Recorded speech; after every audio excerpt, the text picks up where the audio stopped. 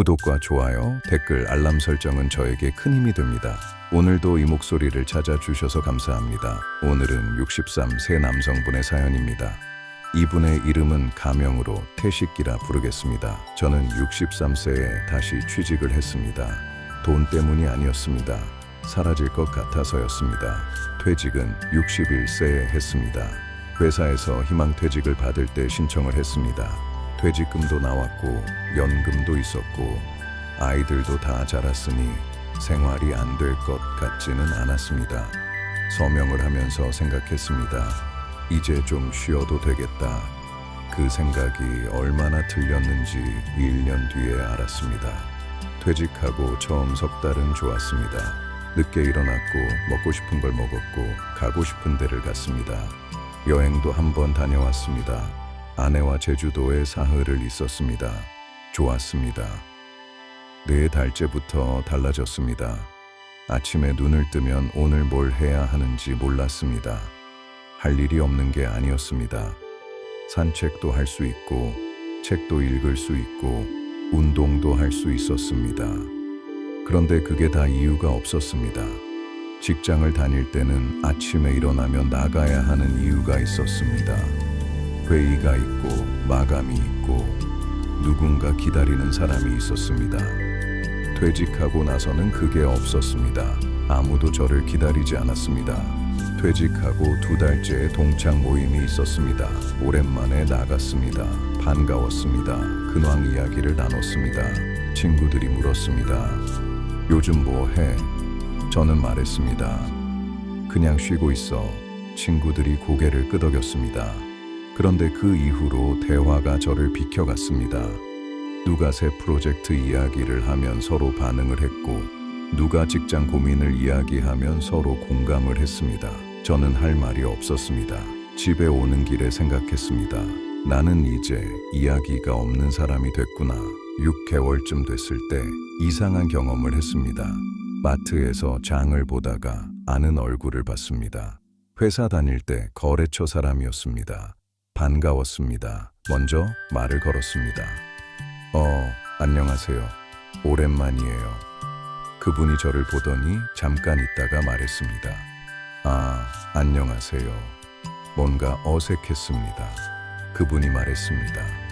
요즘 어디 계세요? 저는 말했습니다. 저 퇴직했어요. 그분이 고개를 끄덕였습니다. 그러세요. 그리고 자연스럽게 대화가 끊겼습니다. 별것 아닌 일이었습니다. 그런데 집에 와서 그 장면이 계속 머릿속에 맴돌았습니다. 요즘 어디 계세요? 저는 아무 데도 없었습니다. 아들한테 전화가 왔습니다. 아버지, 요즘 어때요? 그냥 잘 있어. 뭐 하고 지내요? 저는 잠깐 생각했습니다. 뭘 하고 있었는지 말할 게 없었습니다. 그냥 산책하고 TV 보고 아들이 말했습니다. 좋겠다. 저도 쉬고 싶다. 저는 웃었습니다. 전화를 끊고 나서 한동안 있었습니다. 아들은 쉬고 싶다고 했지만 저는 쉬는 게 지겨웠습니다. 쉬고 싶은 사람과 쉬어야만 하는 사람은 달랐습니다. 그때부터였습니다. 사라지는 것 같다는 느낌이 든 게 없어지는 게 아니라 흐려지는 느낌이었습니다. 사람들 기억에서 지워지고 세상 어딘가에서 제 자리가 없어지는 것 같은 느낌. 아내한테 말했더니 아내가 말했습니다. 그냥 좀 더 쉬어요. 평생 일했잖아요. 맞는 말이었습니다. 그런데 쉬는 게 문제가 아니었습니다. 1년이 됐을 때 진지하게 생각했습니다. 내가 뭘 원하는가? 돈이 더 필요한 건 아니었습니다. 쉬고 싶은 것도 아니었습니다. 어딘가에 속하고 싶었습니다. 아침에 나갈 이유가 있었으면 했습니다. 누군가 저를 기다리는 곳이 있었으면 했습니다. 하루 끝에 뭔가를 했다는 감각이 있었으면 했습니다. 그게 일이 주는 거였습니다. 돈이 아니라. 구인 공고를 받습니다. 나이 제한이 없는 곳을 찾았습니다. 경비, 주차 관리, 시설 관리, 배달 보조, 여러 곳을 받습니다. 그러다 작은 복지관에서 올린 공고를 받습니다. 노인 복지관 차량 운전기사였습니다. 어르신들 데리러 다니고 모셔다 드리는 일이었습니다. 저는 지원했습니다. 면접을 보러 갔습니다. 담당자가 물었습니다. 연세가 있으신데 괜찮으실까요? 저는 말했습니다. 제가 모시는 분들이랑 가까운 나이니까 더 잘 맞을 수도 있을 것 같습니다. 담당자가 웃었습니다. 붙었습니다. 첫 출근 날을 기억합니다. 새벽 7시에 복지관에 도착했습니다. 차키를 받았습니다. 운행 목록을 받았습니다. 첫 번째로 모시러 가는 분은 82세 할아버지셨습니다. 아파트 앞에서 기다리고 계셨습니다. 차가 서자마자 타셨습니다. 안녕하세요. 제가 인사했습니다. 할아버지가 말씀하셨습니다. 새로 오셨어요. 젊으시네. 저는 63세였습니다. 처음으로 젊다는 말을 들었습니다. 일이 잘 맞았습니다. 아침마다 나갈 이유가 생겼습니다. 기다리는 분들이 생겼습니다. 어르신들이 차에 타실 때마다 반갑게 인사를 하셨습니다. 어떤 분은 매일 같은 자리에 앉으셨고 어떤 분은 날마다 다른 이야기를 하셨습니다. 오래 살면서 쌓인 이야기들이었습니다. 저는 운전을 하면서 들었습니다. 어르신들이 차에서 내리실 때 꼭 하시는 말씀이 있었습니다. 수고해요. 처음엔 그냥 인사라고 생각했습니다. 그런데 그 말을 매일 듣다 보니 달라졌습니다. 수고했다는 말을 마지막으로 들은 게 언제였는지 생각해 봤습니다. 퇴직하던 날이었습니다. 그 이후로 1년 동안 아무도 수고했다고 말하지 않았습니다. 당연합니다. 아무것도 안 했으니까요. 그런데 지금은 매일 듣습니다.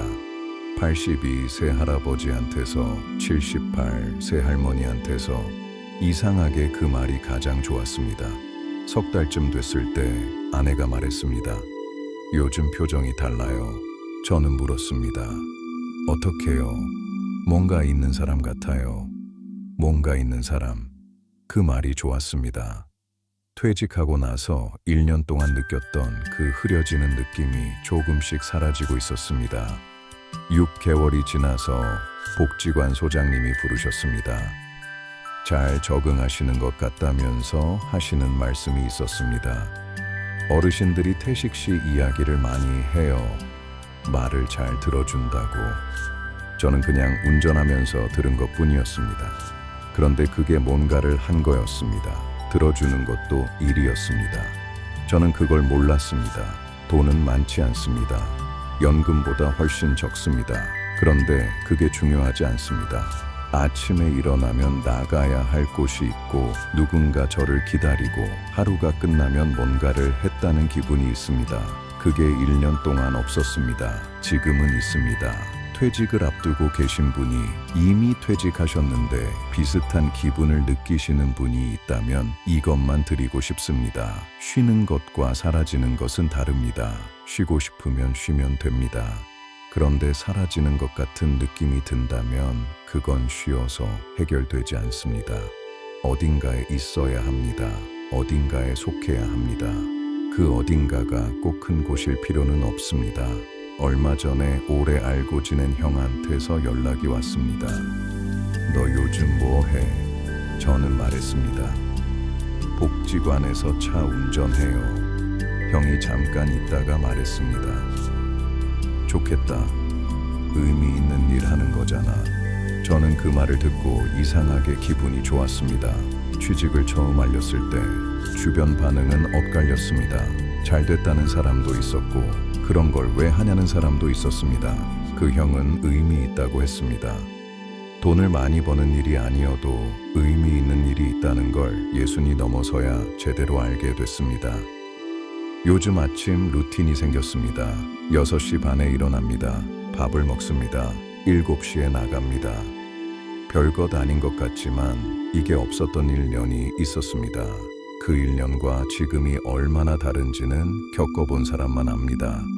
아침에 나갈 이유가 있다는 것, 하루가 끝날 때 뭔가를 했다는 것, 누군가 내일도 기다린다는 것.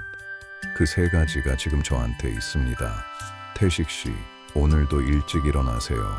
기다리는 분들이 있으니까요. 오늘 이야기는 여기서 마칩니다. 댓글로 여러분의 이야기도 나눠주세요. 사연도 기다리고 있습니다. 감사합니다.